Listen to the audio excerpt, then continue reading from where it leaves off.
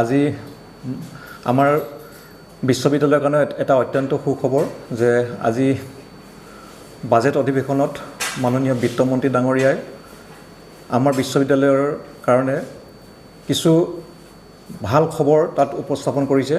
বিশেষকৈ আমাৰ বিশ্ববিদ্যালয়ৰ কাৰণে কলা আৰু বাণিজ্য আৰু বিজ্ঞান শাখাৰ কেইবাটাও পাঠ্যক্ৰমে নতুনকৈ অন্তৰ্ভুক্ত কৰাৰ তাত প্ৰস্তাৱ দাখিল কৰিছে। গতিকে সেইটো আমাৰ কাৰণে অত্যন্ত সুখবৰ, কাৰণ এতিয়ালৈকে আমাৰ বিশ্ববিদ্যালয়ত মাত্ৰ 3টা বিভাগে আছে। গতিকে 3টা বিভাগ এখন বিশ্ববিদ্যালয়ৰ কাৰণে পৰ্যাপ্ত নহয়। এখন সৰ্বাংগ সুন্দৰ আৰু সম্পূৰ্ণ বিশ্ববিদ্যালয় গঢ় উঠিবলৈ কেইবাটাও বিভাগৰ আমাৰ প্ৰয়োজন আছে।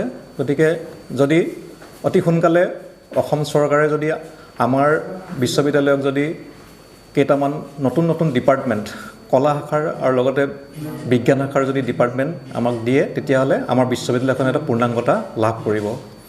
গতিকে আৰু দ্বিতীয়তে আমাৰ বিশ্ববিদ্যালয়ৰ কাৰণে এইখন বাজেটত 50 কোটি টকা ধাৰ্য কৰা হৈছে। গতিকে সেইটো আন এটা আমাৰ মাজুলীবাসীৰ কাৰণে অত্যন্ত সুখবৰ। যদি এই 50 কোটি টকা অতি সোনকালে অসম চৰকাৰে যদি মুকলি কৰি দিয়ে, তেতিয়াহ'লে আমাৰ বিশ্ববিদ্যালয়ৰ আন্তঃগাঁথনি উন্নয়নৰ কাৰণে আমাৰ এটা আমি পদক্ষেপ ল'ব পাৰিম। কাৰণ আমাৰ বহুখিনি এতিয়া আমি এটা নতুন ইউনিভাৰ্চিটি হিচাপে বহুখিনি আমাৰ অভাৱ আছে। সেই অভাৱখিনি আমি অতি সোনকালে আমি পূৰণ কৰিব পাৰিম।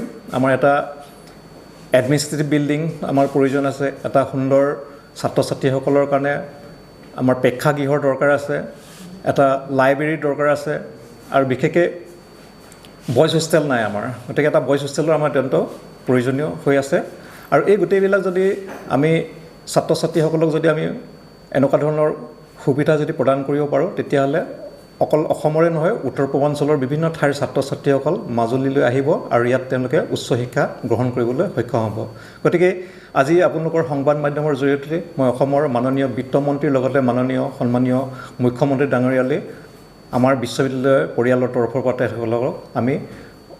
তেখেতসকলক আমি কৃতজ্ঞতা জ্ঞাপন কৰিছোঁ। আৰু তেখেতসকলক বদান্যতাৰ কাৰণে আজি বিশ্ববিদ্যালয়খনে হয়তো অনাগত দিনত আমি এটা সুন্দৰ ৰূপ গঢ় লৈ উঠাৰ ক্ষেত্ৰত এটা গুৰুত্বপূৰ্ণ ভূমিকা তেখেতসকলে গ্ৰহণ কৰিব।